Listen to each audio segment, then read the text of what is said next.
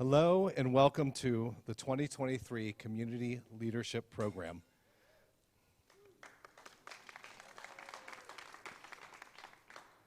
I'm David Katz, Director of Strategic Partnerships and Philanthropic Initiatives on the West Coast.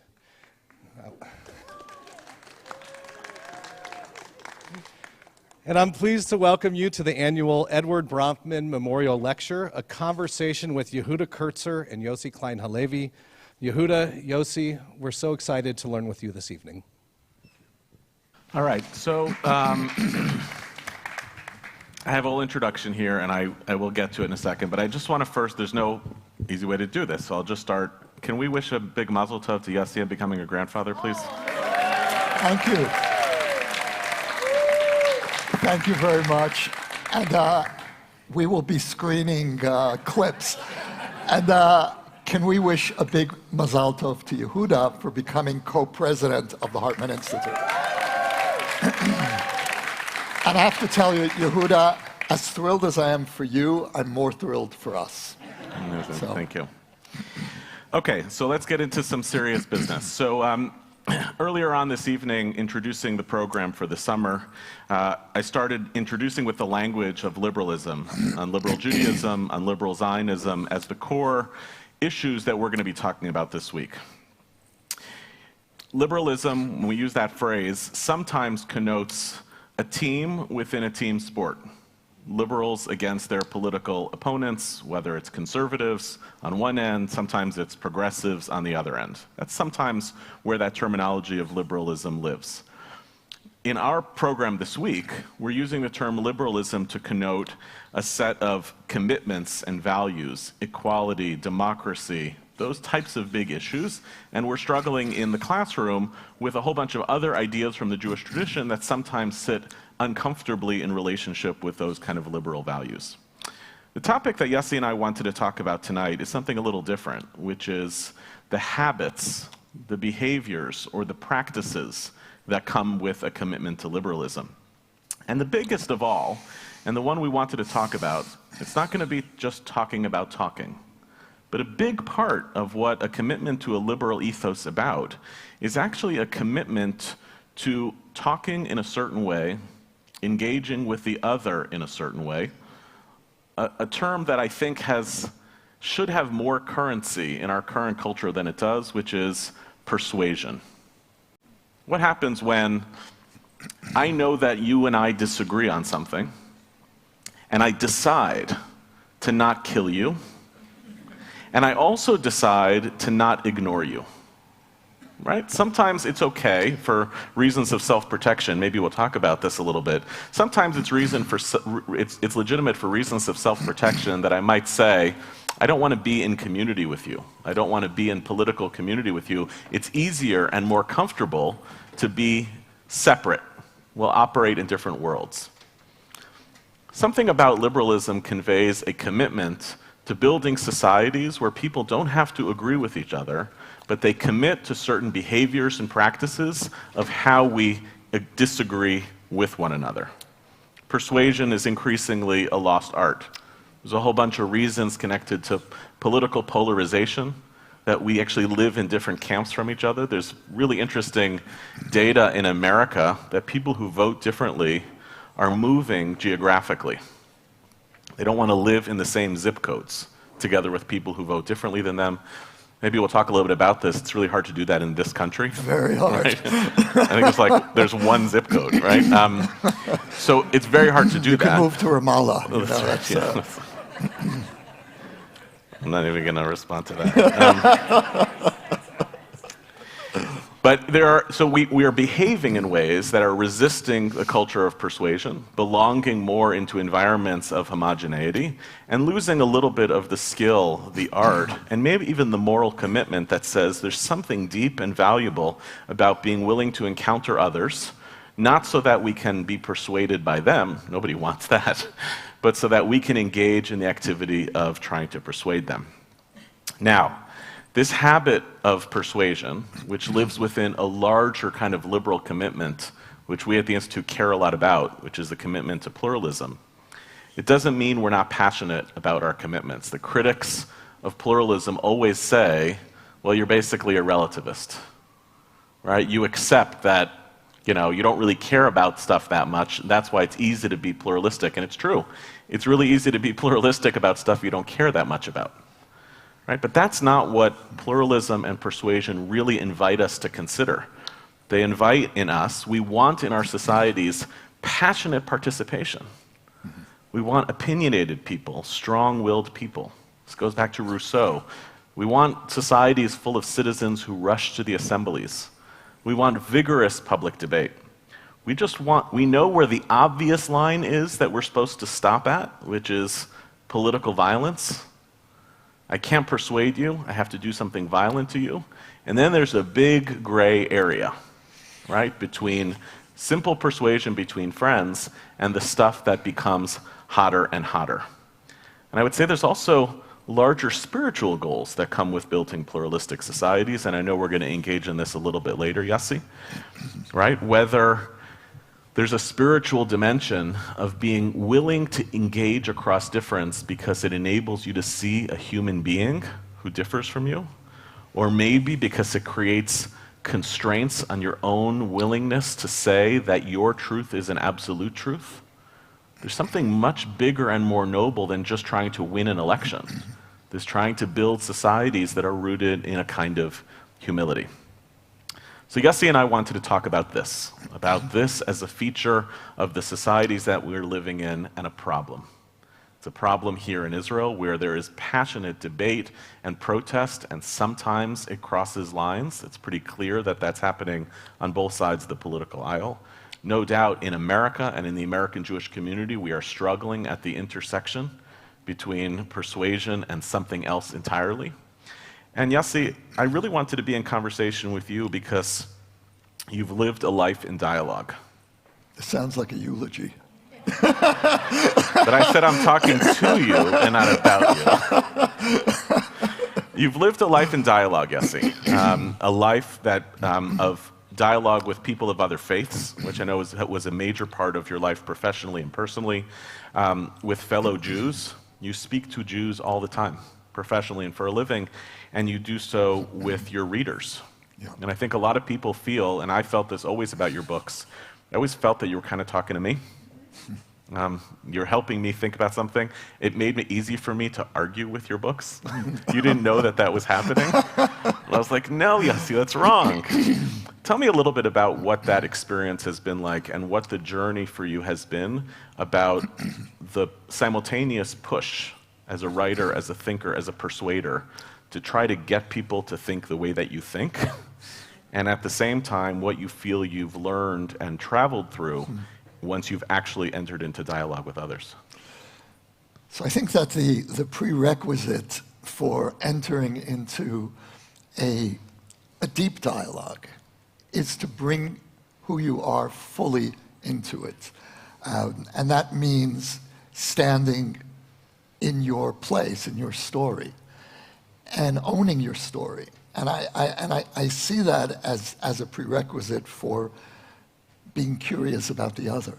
Now, of course, it can also work in the opposite way. You can stand so strongly in your own story that all you are is self-referential.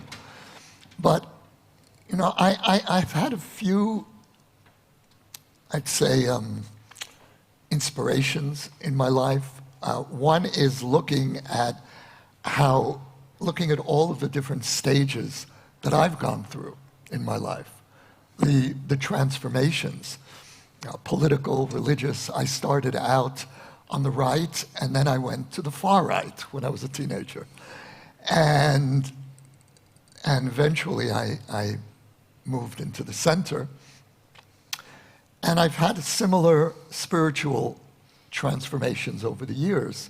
I have left Orthodoxy and returned to Orthodoxy so many times that I really feel there should be a special category for, I'm a multiple chozer b'tshuva, and I'm going through a new phase now, which we can talk about or not. You're like a person who goes into a revolving door but never exits on the other end. Never, yeah, and the amazing thing is that as I'm going through the revolving door, I'm seeing things that I didn't see before. Mm-hmm. It's that same view, but looking at new dimensions. And so that's the first thing, Yehuda, is looking at my own life as something that's evolving and trying to relate to people as souls that are evolving. And we were talking about creed. For me, my structure of approaching this question is the belief that we are souls. We are principally souls. And that each of us is in a state of becoming. And we're not static. And whether you believe, as I do, in multiple incarnations, which is a Jewish creed, by the way, it is not only a Hindu creed, or if you simply look at one's own life and see that as an unfolding story. Either way, for me, the essence of life is evolution. I mean, what did Bob Dylan say? He's not busy being born, is busy dying, which I think is best line. And for me, that really sums up my own creed. And so to relate to people as static, okay, this is who you are, this is what you believe now, this is what you're guilty of or what you represent, is to freeze the frame and to deny the capacity of a human being to grow, and it's to deny my own story. So I try to relate to people through the prism of my own personal experience. There's something I'm trying to square, which is one of the differences between you and me, and I want to unpack this together, is you are a person of creed, right? You actually also, maybe a little bit more than me, believe in truth. You really believe in truth. And therefore, I think the people you like to be in dialogue with are people who are also people of creed. Right. And also people of truth. Yes. And I come at it a little different. I'm much more skeptical about creed. It's like a nice way to say it. I'm really skeptical about truth, and therefore I'm much more interested in being in conversation with people who have that malleability and flexibility.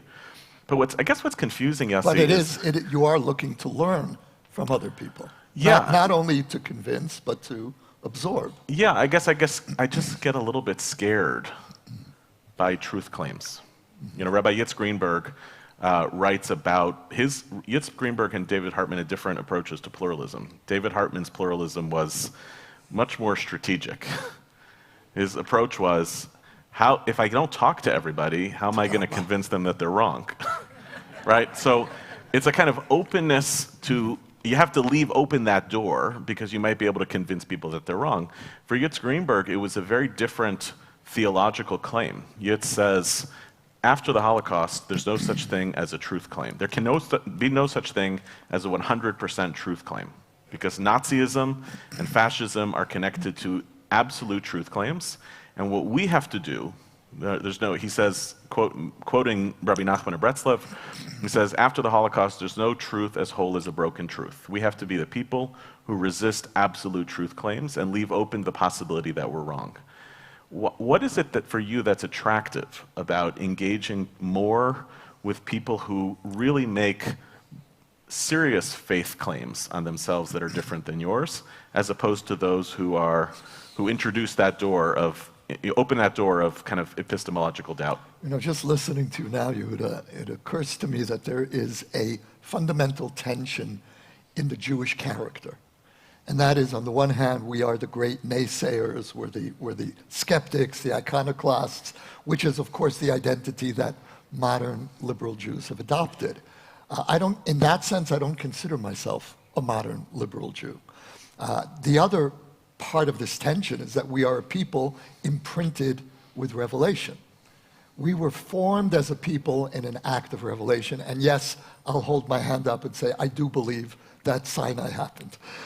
And so this tension between the imprint of revelation on the one hand and the torturous historical experience on the other, which has created a skeptical Jewish personality, I think really defines the two camps today in Jewish life. There's the camp of revelation, of truth, and there's the camp of the skeptics. I prefer to live in that place where I'm in dialogue with both of these camps. And that means that I understand and to some extent share the brokenness. I come from a survivor family, and that was imprinted in me. And my father, who was an Orthodox Jew by coercion, my mother made that a precondition for their marriage, and my father made clear to me that he does not believe this, and he's doing it really out of love, not love of the tradition, love for my mother, that's very sweet. And whatever works. Whatever works. And so when I think about the Shoah, which for me is the formative experience, I knew Jews of faith whose faith was paradoxically reinforced by the Shoah, survivors, and I knew survivors whose faith was shattered. And I stand before both of them, both of those models, and say, Elu ve'elu. They're both the words of the living God.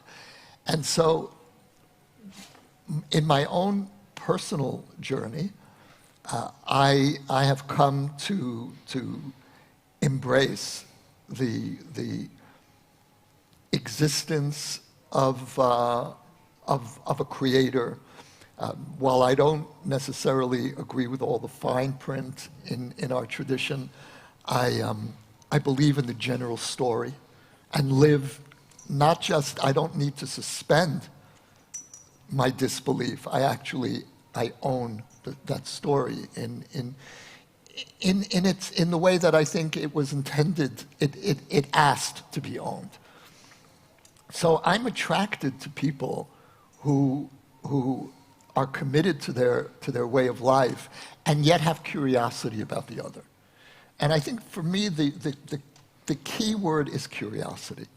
It's a very subversive concept because the moment you have curiosity, the moment you ask yourself the question, what does that other person believe? How could that person, David Hartman, let's use David as a frame.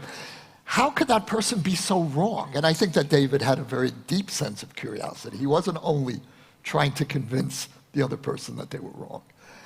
And so, I worked for many years as a journalist, and the key to a journalistic personality is curiosity. If you don't have curiosity, you can't be a journalist. You have to really be interested in people to write about them. And I've always found myself gravitating to people who have strongly held convictions and yet at the same time are open. Now, I would define you in that way as well. I mean, your convictions may be more flexible than mine, but I think that you are a person of very deep convictions and interested in people who disagree with you. So as we've done some interfaith work together over the years, principally through the Muslim Leadership Initiative, but also through the Christian Leadership Initiative here at Hartman, one of the differences between you and I in those encounters was you prayed with the Muslims. I'm not outing you. You wrote a book about it. I did. Yeah, you wrote a book about it. Yeah, but nobody's read it, so. Anyway, that's the summary. And I wouldn't. And the interesting thing is, you are much more of a believer, and that somehow enabled you to feel as though praying together with someone who constructs their universe of faith differently than yours, actually you can. I actually want to understand that, because for me, I've come to understand myself basically as a Kaplanian Jew, right? Where my attachment is much more to Jewish peoplehood, in which the religion of Jewish life is the way that our Jewish people does religion.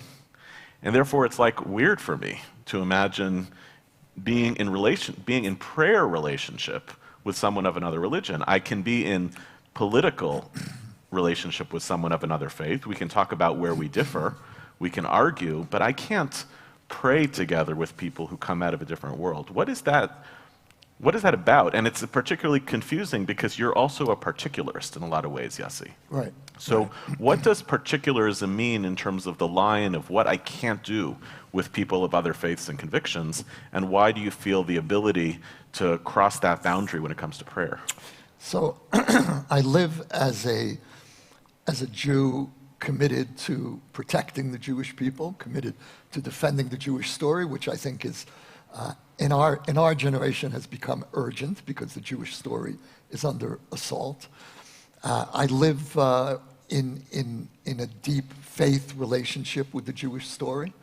I believe that the Jewish story contains a living encounter with God, and that is the, for me, that is the animating core of the Jewish story. But at the same time, my monotheistic faith is, I look at monotheism not so much as a creed, but as a precise definition of reality.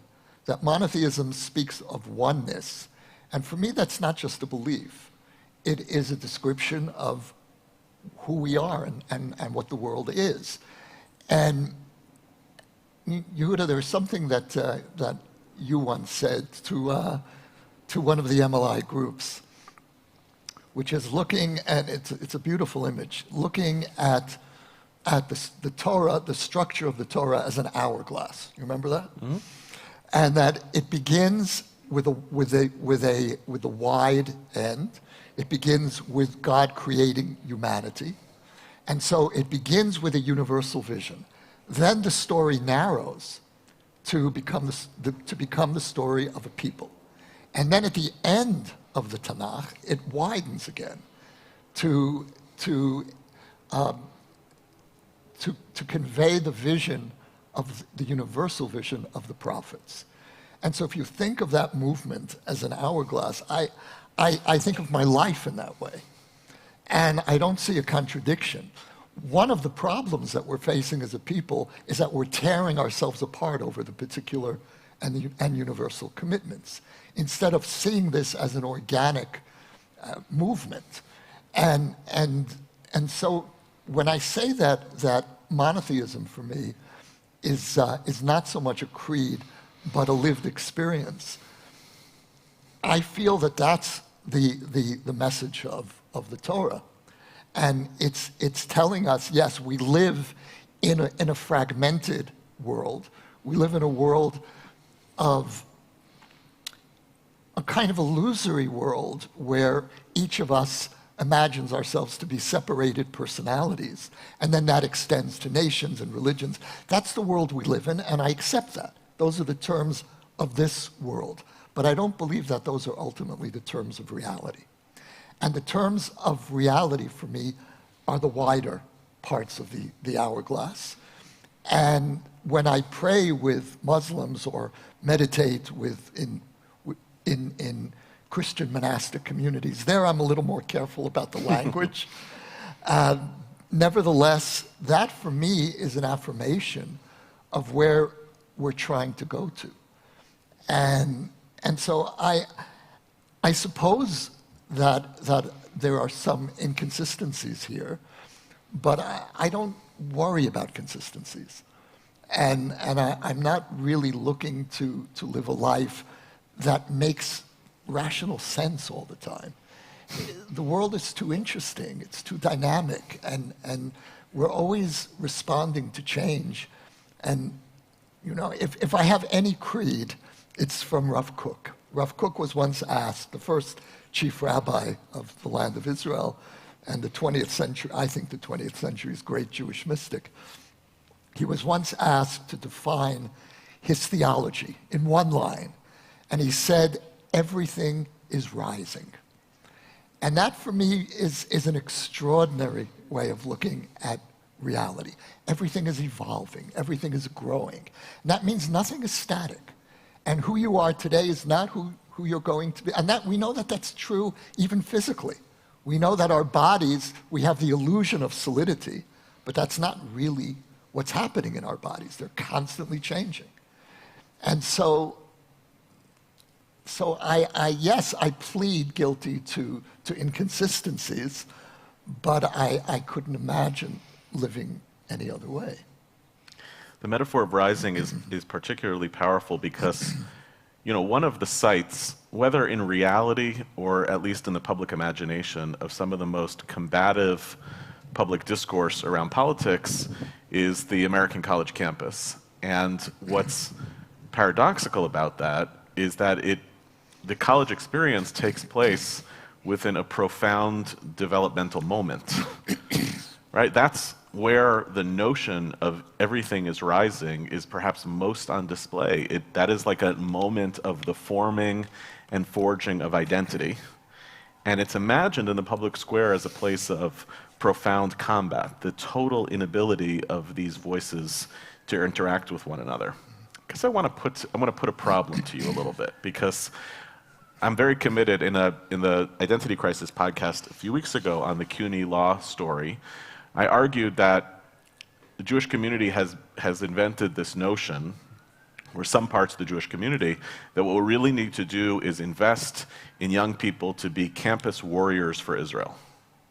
There's like a lot of money that's been thrown on that to do exactly what you said, to respond to the assault on the Jewish story when it takes place in anti-Israel activities. I find this phrase astonishing, mostly because American Jews don't go to campus to become warriors. They go to campus to become students. But also, it implies that there's something static, a commitment to Israel, that is intuitive and known, and that what we want our young people to do in a period of developmental change is to become warriors on a battlefield. And I argued instead, actually, what would it look like if we really invested in helping our young people become campus peacemakers for Israel? It would require a malleability and a flexibility in relationship with, including intrinsically pro-Palestinian students on campus, in order to prevent what we currently have, which is effectively a proxy war of Israel-Palestine that's taking place 7,000 to 10,000 miles away by people who are simply identified with teams, right? But somehow incapable of bridging that difference. Now, I want to push you on this, Yossi, because the place where you have been, in my experience talking to you, most inflexible is exactly on this. I feel my back stiffening. I know, I can see it. So it's okay to say we're inconsistent. We're all inconsistent. But let's work that through. There's something's got to give, right? Because the insistence for American Jews that the way in which we are going to build relationships with people of other faiths and ethnicities, and the insistence that the way that we should grow up within the context of an America that makes it possible for us to have relationships across difference, still demands of us to be like rigid and inflexible when it comes to our attachments to Zionism in Israel. That feels like a terrible setup. It feels like it misses who American Jews are. It misses that developmental story of rising that you just talked about. And it feels like a weird, like carved out exception to who we're trying to be as human beings. So I feel consistent on this, but maybe talk about the stiffening. I mean, let me talk about there? the inconsistencies that I'm juggling here. My starting point is agreement with you about what universities should be, and that's what it was for me. The time I spent in journalism school was the beginning of my encountering the world. And I grew up in Borough Park, for those of you who may have heard of it. It isn't the most expansive place unless you're looking at the differences between the Hasidic sects and the Misnagdim. Then there is diversity. There's a lot of pluralism in Borough Park, but it's a very constrained form of pluralism. And university for me was exactly that. It was really an excitement of encountering the world. Is today's campus that? Is it that for Jewish students? I'm sure many campuses still are, but I've been on campuses where what I hear from the Jewish students is that they feel they're in a battleground. They feel under siege. And I think those students need to be given conceptual tools. They need to be given language. I don't believe that the answer is talking points. There I would agree with you. There needs to be a much more nuanced language that we give to our young people. They need to be able to speak honestly about where Israel has failed, where Israel is failing, and they need at the same time to be able to defend without squeamishness the power of the Jewish story, the power of the 20th century Jewish story, because that's what's under assault now. The foundational story of modern Jewish identity and the legitimacy of our return home.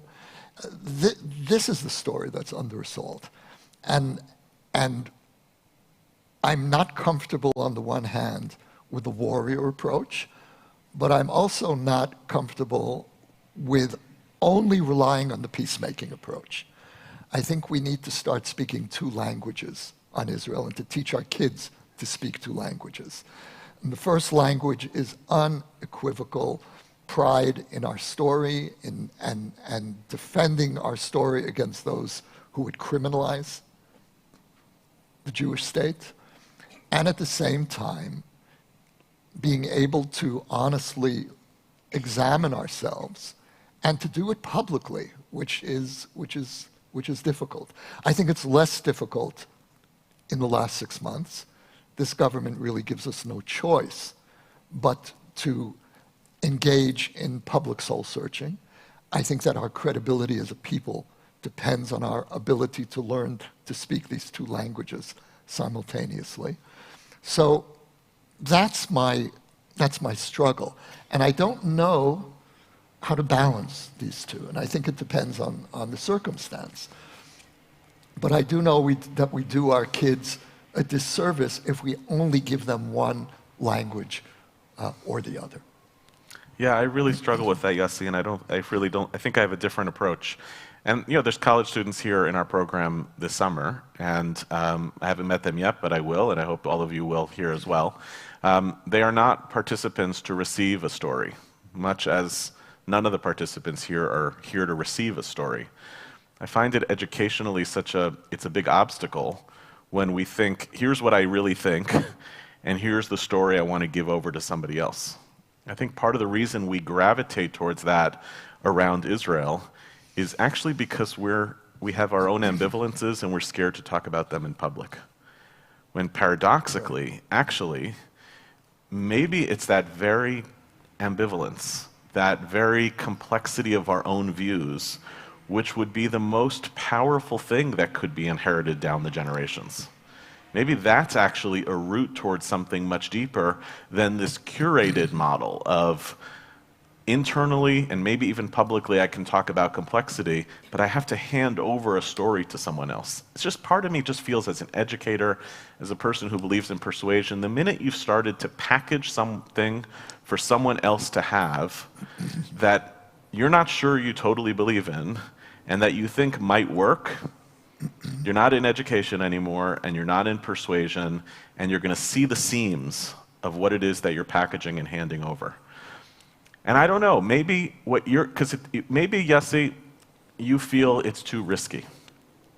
That to really confront how complicated the state of Israel is for the Jewish people, how complicated occupation is for many of us who are deep and profound Zionists, to really confront that, we have this fear, as you always do when you're encountering the other, that they're going to persuade you of something and you'll wind up being wrong, that you'll lose the argument.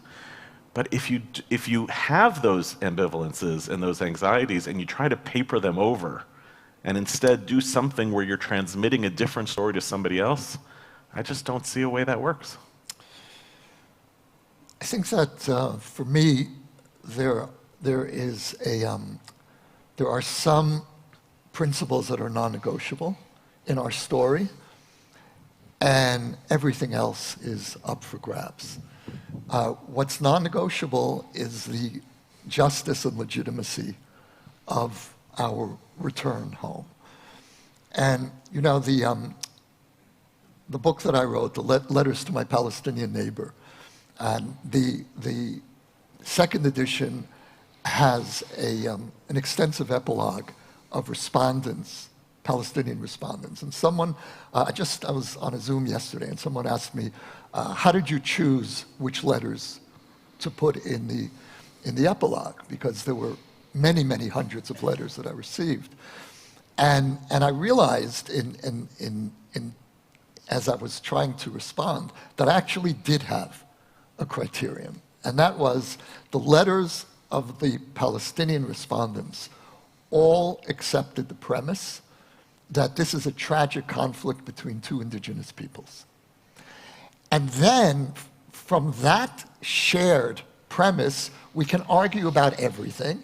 And the Palestinian respondents challenged me on almost every aspect of the narrative that I presented. And I felt that was legitimate and necessary, but that if we can't have a shared consensus, minimally, that we are two peoples that are stuck with each other in this land and we both belong here, and that's the starting point for a solution, then I don't have a conversation with you. So I think that's one piece of it, is that what is the foundational story? And I agree with you that it needs to be as minimal as possible. Because if we start making the non-negotiable foundational story if we start building it too high, then we're really smothering the next generation. But I do think we have a responsibility to convey some basic principles. And so that's one response. The other response would be a little more ambiguous, and that would be as a writer to an educator. And I'm at Hartman, so I have to own the identity of educator as well. But reluctantly, my principal identity, how I spend most of my time, is in a room writing, and a writer is engaged in storytelling. And if you try to tell a story in too dogmatic a way, it's not going to work. But if you try to tell a story in a totally laissez-faire way, it's also not going to work. And the way that I've tried to navigate it, when I think of the different book projects that I've done, is to present complexity, conflict, present different voices, but within some kind of a basic unified framework. For example, the Palestinian letters debate. We're having a disputation in this book, but there is some shared foundation. And I'd say the deeper shared foundation is that the Palestinians who are writing to me love their story and I love my story. And maybe it's about love. Maybe that's really what we're trying to teach as educators or as a writer. I think that's, for me, it's not about a definitive worldview. It's about loving your story. Yeah, I think I can probably live with that on one condition, which is that there's this thing that appears sometimes in Jewish education in North America, which tells people, yes, you can do complexity around Israel, but you first have to do love of Israel, as though there's some like baseline thing you have to establish before you introduce complexity, which I don't think exists in the context of any other subject or human relationship. Actually, love and complexity are interwoven with one another. Complex relationships, actually our best and most complicated relationships in life, sometimes become more loving.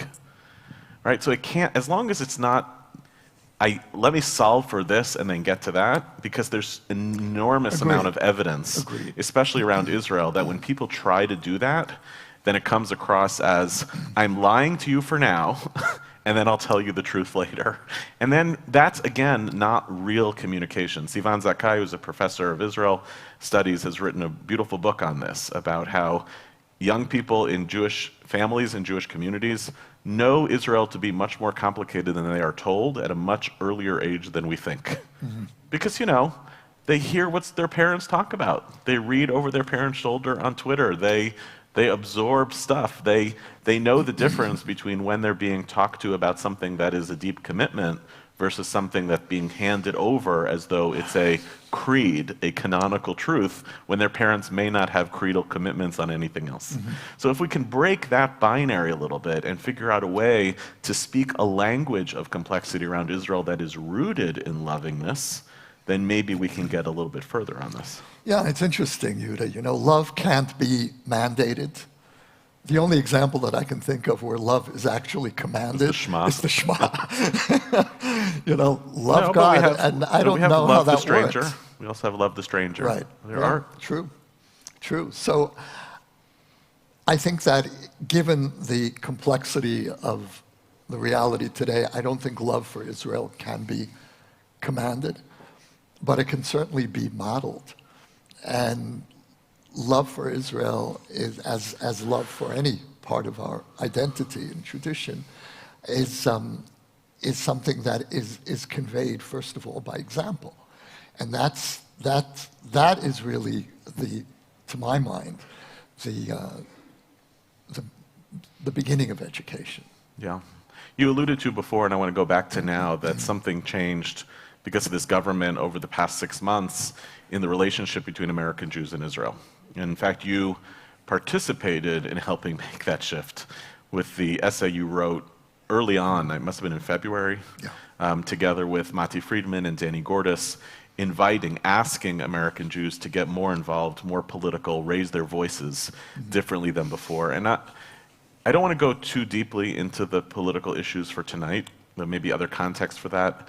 But I want to hear some of your thinking about that shift, because you have been on the forefront for a long time at actually holding a line for American Jews about what to criticize and what not to criticize, how to criticize and how not to criticize. It was very jarring for some people who had heard you hold that line for a long time to see you come out and say, we want American Jews to weigh in very differently than ever before. And actually the critics came both from the right, who were like, oh no, now Yossi is saying this too. And they also came from the left, who said, where have you been for the last 40 years? You told me I couldn't have an opinion on this then, and now you're telling me. So maybe walk us through a little bit some of that shift, because it's kind of, for me it was exciting, given the topic of what we're talking about tonight. I'm changing. Something is forcing me to change. I get very excited when people change their opinions in public. It so rarely happens when someone says, I've moved. I actually had a professor, I'll let you answer in a second, but I had a professor in graduate school, and it was kind of a tragic story, who had written an academic article about a particular topic, and then 10 years later said, I was wrong. I misread the texts. I was wrong, and kind of issued a retraction, and it had huge damage on her academic career. The act of saying that you're wrong is more dangerous to your credibility than being wrong. So there are greater incentives in our society to double down on your convictions, even if you think they're wrong, and go to town on them, right? Than it is to say, something changed for me. So maybe talk a little bit about that. So let me make it clear that I was not wrong. You were not wrong, yeah. And I'm not wrong now. No, what I'm really saying, Yossi, is I know you were wrong then. Welcome. So the line that I have insisted on holding, and still insist on holding in internal Jewish conversation on Israel, is on anti-Zionism. For me, just about everything is permitted, even the kind of criticism that I bristle over, and that is criticism from diaspora Jews of Israel during war. And I experienced that personally when my son was at war in one of the Gaza mini wars. And parts of the American Jewish community were condemning Israel. And that for me was unbearable. But if I have to be true to the principles that we've worked out here at the Institute, American Jews not only have the right to criticize, but the responsibility. If you feel impelled, if you feel that Israel is wrong, you have the responsibility to criticize, even during war. And it's unbearable for me to say that, but that's the truth. And Yehuda, you and I have sat together here for the last 15 years in our I Engage seminar, and you've had a very strong effect on me in helping me understand the changes in the American Jewish community. I have not been an American Jew for 40 years. I go back on brief forays, but I don't really know the community anymore. And you've helped me understand the ways in which the relationship between Israel and American Jewry needs to reflect those changes. So I would say that the changes in my thinking has been gradual, and it's really been in large part through our conversations. And so that's one piece of it. On anti-Zionism, I remain unyielding.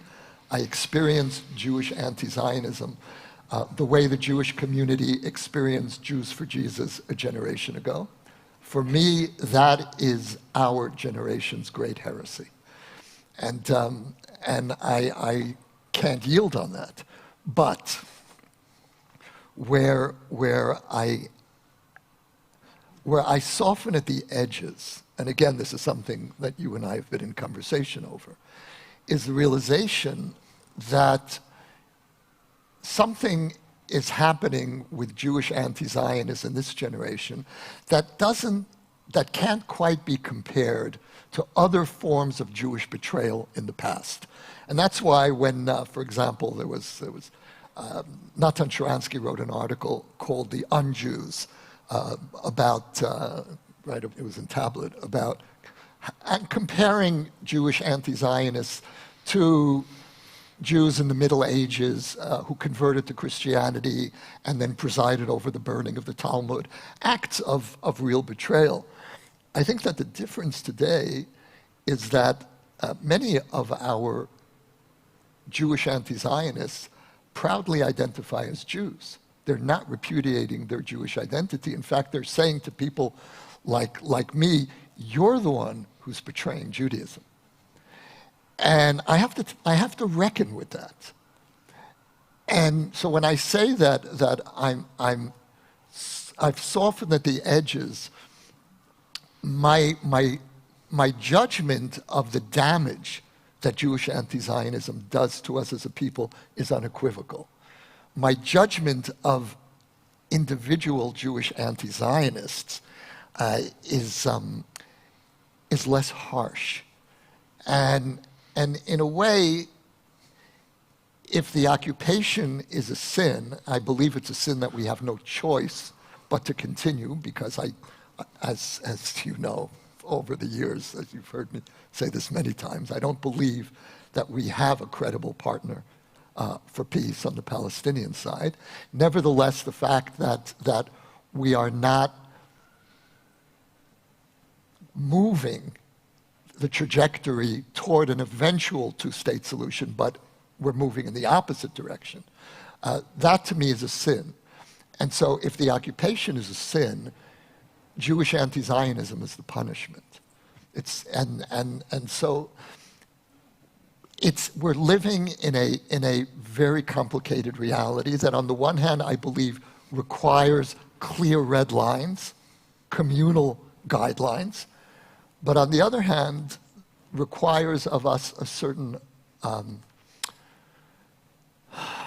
amount of understanding. And the model for me is the wicked child at the Seder. The paradox of the wicked child is that even as we are told to repudiate this child, the child remains at the table. And I think that's the paradox of Jewish anti-Zionists today. They are identifying as Jews. They're saying we're part of the Jewish people. And one of the most moving and disturbing encounters that I had was I was lecturing on a campus a few years ago, and someone comes up to me and says, I made Aliyah, I lived on a kibbutz for 5 years, I really tried, and I've reached the conclusion that the whole thing is a mistake. It's a moral mistake. It's a political mistake. It's a disaster. And now I'm anti-Zionist. And he said, and my plea to you is, don't write me out of the Jewish people. And that's haunted me. And so the way that I try to navigate that is I do write out of our communal framework any organized expressions of anti-Zionism. I think there can be no place for that. Individually, this is a very complicated and evolving situation.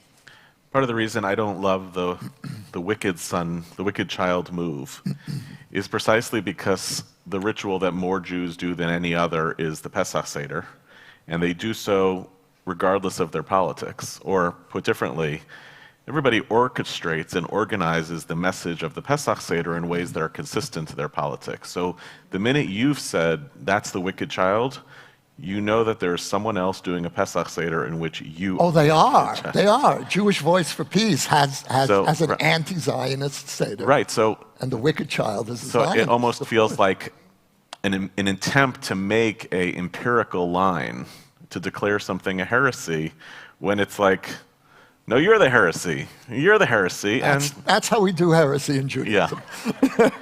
Yeah, and I suppose that's true, but the distinction between the organizations and individuals is an interesting one. So let me ask whether the flip side is also true. And I'll share my own view on this first, and I'll ask maybe one other thing and then open up to the crowd for some questions. I think the opposite is also true in this. I mean, there's a weird moment to all of this, which is you've classed the folks who you identify as anti-Zionist as outside your camp, but they are right now, unlike maybe any other time in history, closer to being your political allies against this government which you oppose.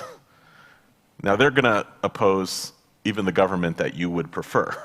But right now, they happen to be the people who are aligned with you politically in opposing this government. But I wonder whether the same is true when it comes to organizations and individuals also on the extreme right in this country. And I'll share my hypothesis. I was very, very pleased when the organized Jewish community, almost entirely in America, stood wall to wall in refusing a public audience with the finance minister, Bezalel Smotrich, when he came to the States back in, I want to say, April. It was around then. I thought it was a fascinating moment, and it was a kind of shifting of the goalpost. I don't remember the American Jewish community doing that to an Israeli public official ever. It was an easy call, not just because he was a representative of this government, but because you remember he visited right after the pogrom in Huwara, in which he had also said Huwara should be leveled to the ground. Mm-hmm. He made a genocidal call in the midst of this whole story. And so it felt like an easy and powerful decision that almost all Jewish organizations, with the exception, I believe, of the ZOA and the Orthodox Union, refused to meet with him. And there's a whole bunch of reasons why those organizations would have. The leaders of French Jewry, which is probably the most right-wing Jewish diaspora, did the same thing too. Refused to meet with Smotrich. Right. It got revealed a few weeks ago that was the public story, but privately, leaders from a bunch of different organizations had, in fact, met with Smotrich. Of course, when this got released, you can hear it in the crowd, it was like a scandal. They said they wouldn't meet with him, but they actually did. When I looked at it, I said, I actually think that divide is okay. I think it's okay for a community to say, as you're dividing between individuals and organizations, I'm making a slightly different divide. Mm-hmm. I think it's okay for the community to say public, symbolic messaging of we will not meet with these officials, we will deny them the photo ops that are useful for them politically in Israel to show up as a big shot among American Jews. We will not allow that story to take place, but that one of the fundamental commitments that we continue to make as human beings is that we sit together with even sometimes people we find to be despicable. And the reason we do that is because there's no possible way, going back to the David Hartman line, of telling people that you think they're wrong if you won't talk to them, mm-hmm. of rebuking them, of repudiating them. Whereas I can't really do it in public with them because it won't really work, but I have to be willing to humanize the other. The minute I say I cannot meet with you, then you're engaging in the same activity of the anti-normalization movement and the boycott movement, which says you as an individual are collectively responsible for much more than you see. Does that line work for you, Yossi? Look, the truth is that's how I've lived my life. by exactly those distinctions. There is no one that I can think of that I would not meet with privately if that person was willing to meet with me. And by no one, I really mean no one. I've met with Hamas. I've met with Nazis in America as a journalist, but I was also curious. And so for me, you know, I appreciate the humanizing language, but it's not the language I would use. I would approach it, first of all, from a place of I'm curious. I really want to understand how someone can think this way. And secondly, from the place of what I spoke about earlier, as relating to each soul as a work in progress. And bless you. And if we're evolving, if all of life is a question of spiritual evolution, then I have to leave open the possibility for tshuva, which is a wonderful word that does not mean penitence, means return. And it means really return to your soul, returning to your divine essence. And every human being, without exception, has that capacity for growth. So in the end, we approach it in different ways, but I think we come to the same place. Let me open up to some questions from the crowd. I think my colleagues are coming around with the microphone.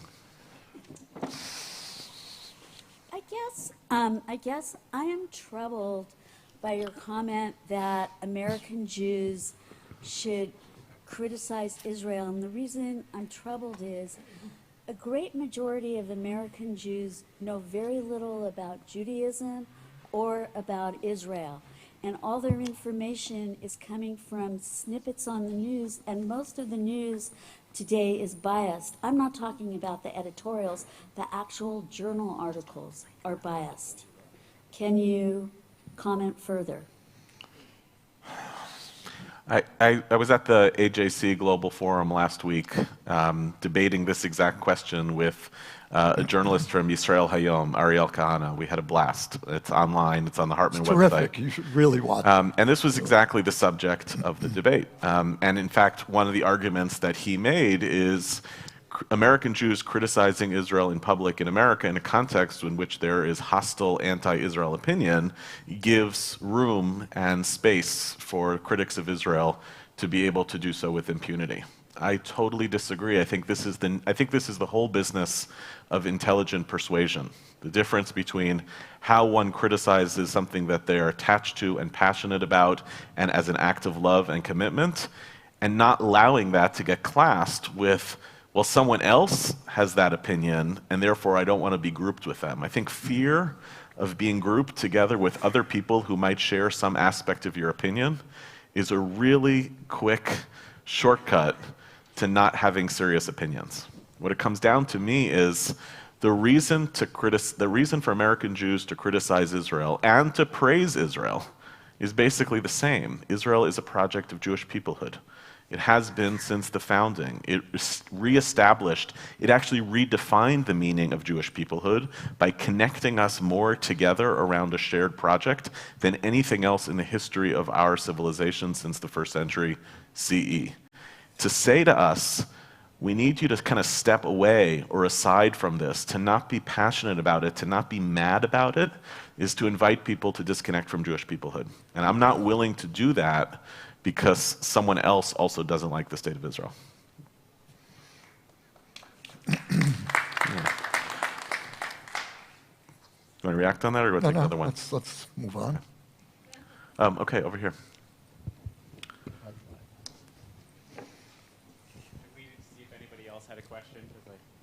I waited to see if anybody else had a question because I know it's not my first time at the mic. I actually had two questions. You may only want to answer one of them. I would love to hear more, Yossi, about your point that the evolution of the Jewish soul, or of the soul, is also a Jewish concept. Because I'm unfamiliar with that, and I would love to learn more about that. The other question is, you know, as somebody who is very active as a Zionist in fairly left-leaning politics, my experience is that there are different kinds of anti-Zionists. There are those who make space for anti-Semitism or encourage it or enable it, and there are those who don't. And that difference in the relationship, while hard to find the thread of it, can be critical for the nature of conversations. Does that resemble in any way your experience? Do you think that's a valid distinction? For me, it's an irrelevant distinction because the great threat that I feel today for the Jewish people is the assault on the credibility of our story. And that's coming from anti-Zionists, whether their motive is anti-Semitic or not. It doesn't matter to me. I think that one of the problems that we have is that we haven't fully owned the transformation of the Jewish people from a powerless people to a powerful people. And what that means in relation to the conversation on anti-Zionism and anti-Semitism is we're used to having enemies who are unequivocally evil. They're bad guys. And they hated us for no good reason. We actually didn't kill Jesus. We actually don't control the world. We're actually not race polluters. So all of those traditional reasons for hating the Jews placed us in a very comfortable position in psychologically, because we knew that our enemies, those who were delegitimizing us, were themselves illegitimate. Today, it's a little more complicated. There are dead children in Gaza. I believe the story is much more complicated than that image, but it is complicated. And in our longing to portray anti-Zionism as anti-Semitism is this need to once again be innocent victims. And I don't want to be an innocent victim. I own the complexity of power. That means that I also own our moral failures. And I don't have a need for my enemies to be classically anti-Semitic, for them to be my enemies.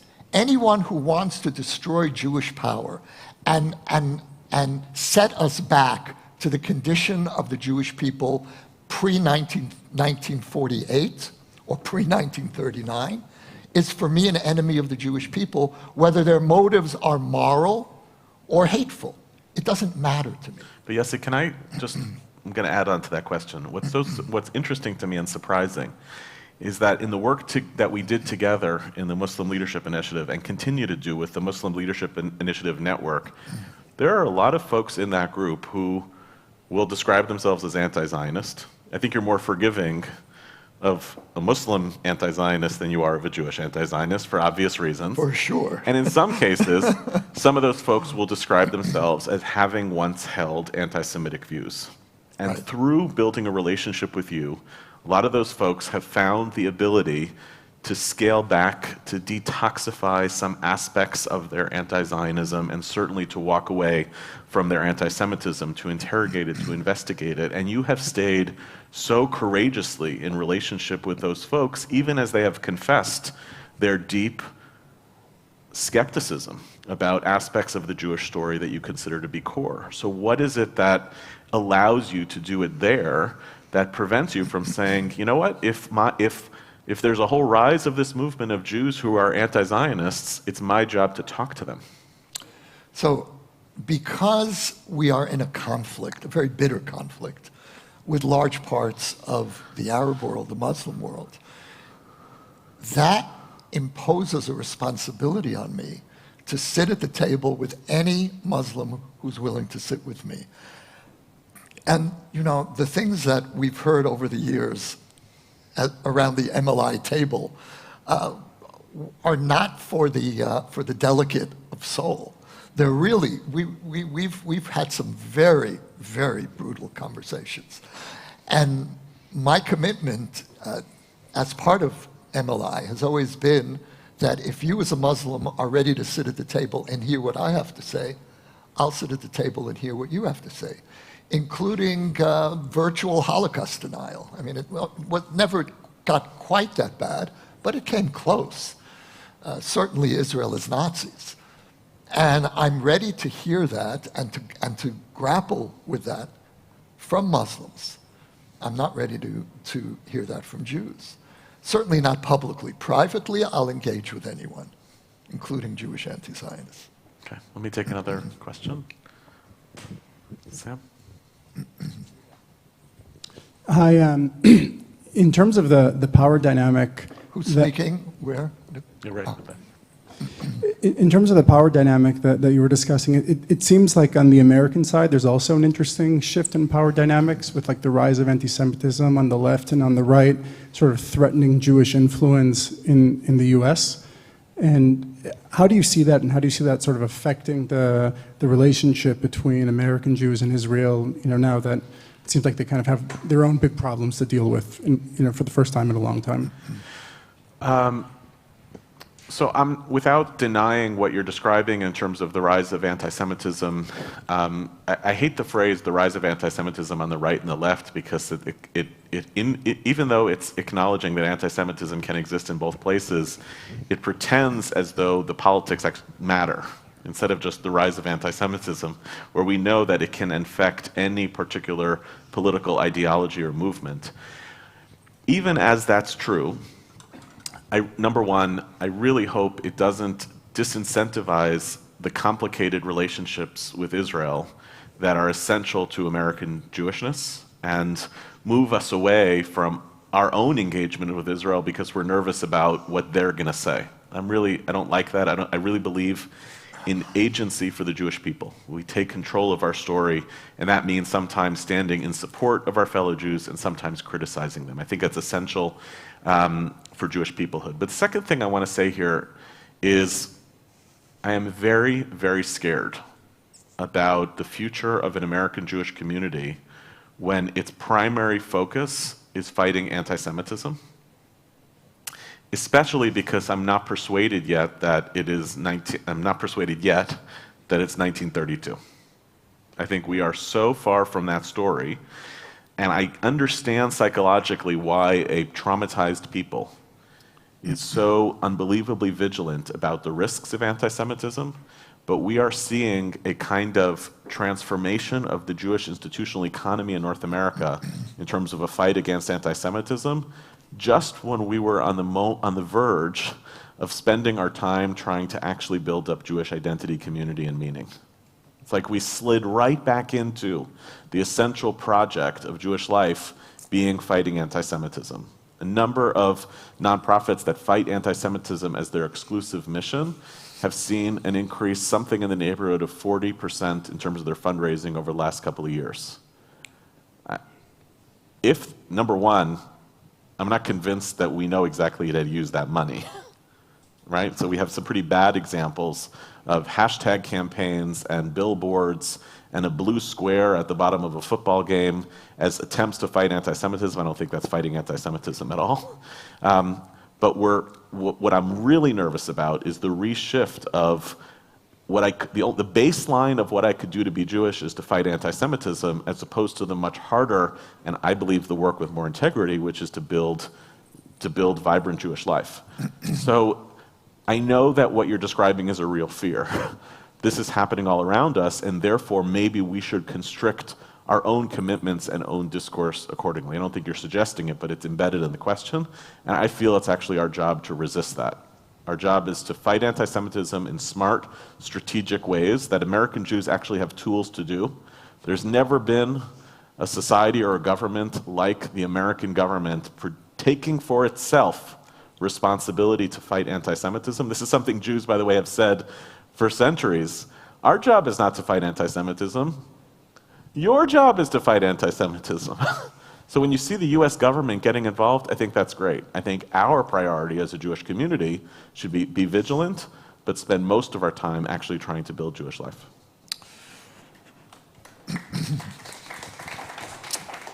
Tepid applause. So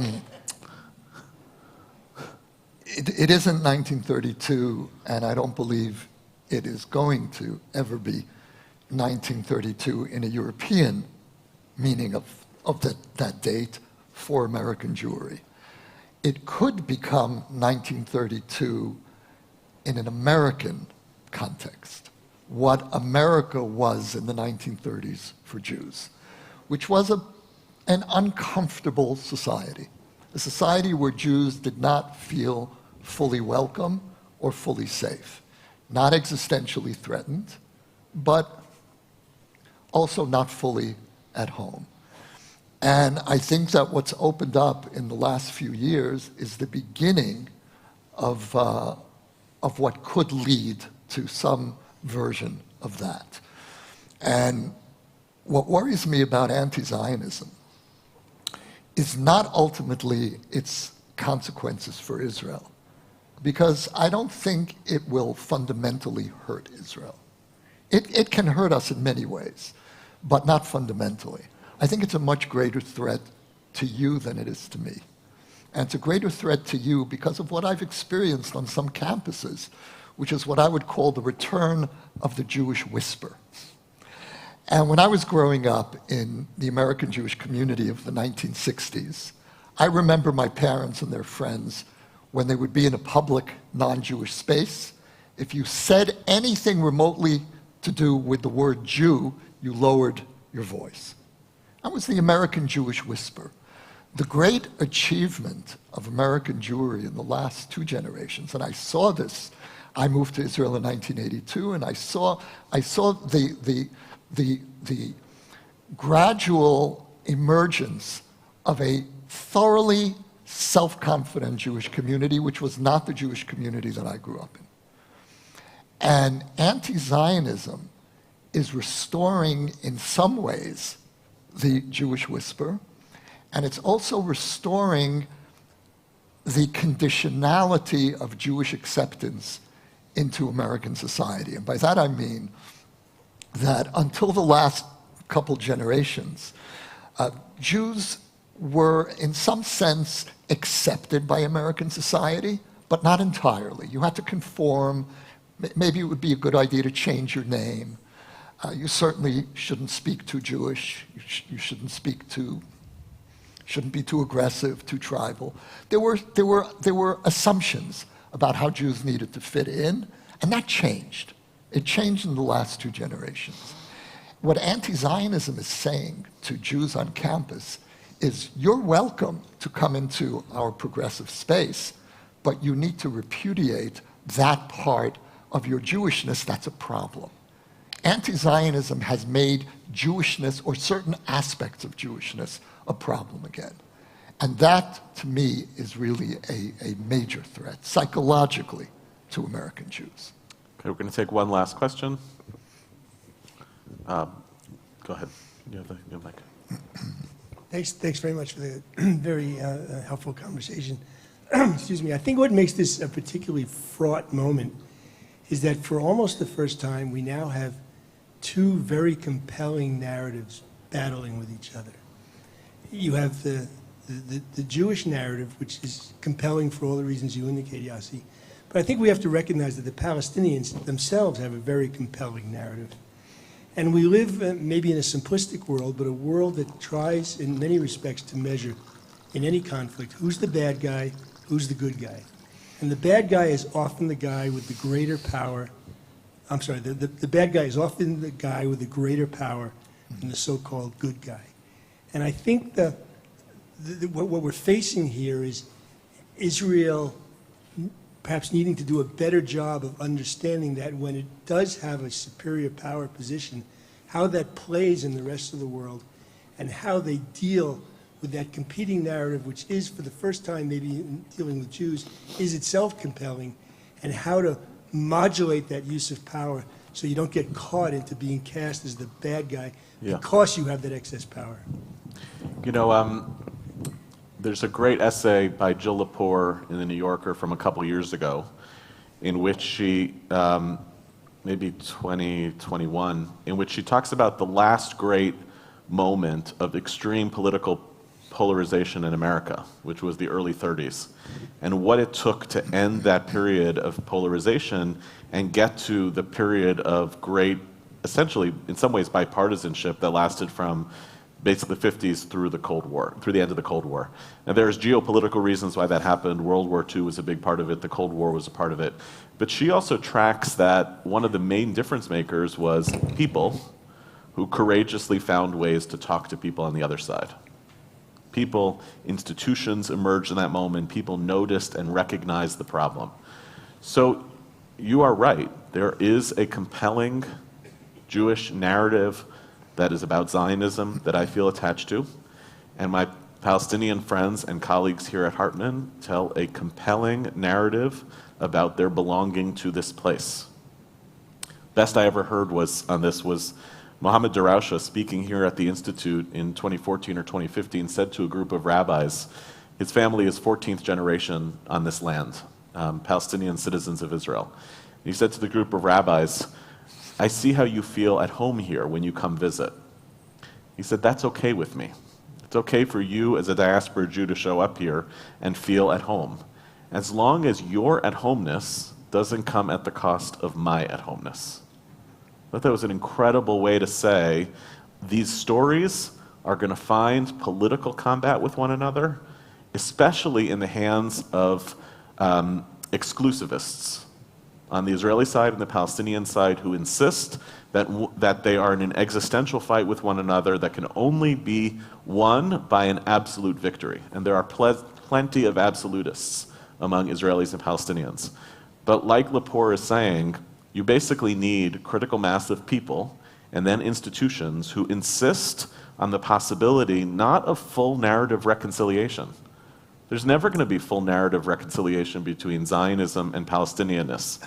But there is the possibility of a kind of encounter and kind of human relationships that set the stage for ultimately a transformation of a society. It has happened in periods of political polarization in America, and I think it's altogether possible to happen here. Yossi? Look, as a writer, I love good stories, and that's why I'm a Zionist, because it's a really good story. The Palestinians have a good story too, and I've become more and more interested in their story. But I would use your formulation, Yehuda, but in reverse. In reverse, what Darawshe said works in the other way as well. I want to know your story. I want to honor your story, but not at the expense of my story. And that, for me, really is maybe more than a political commitment, is a literary commitment. To be able to hold interesting stories even when they contradict each other. And I think that is, I think in that sense, we all have to be writers of the Jewish story. So. Thank you, everybody. Laila Tov. Yehuda, thank you.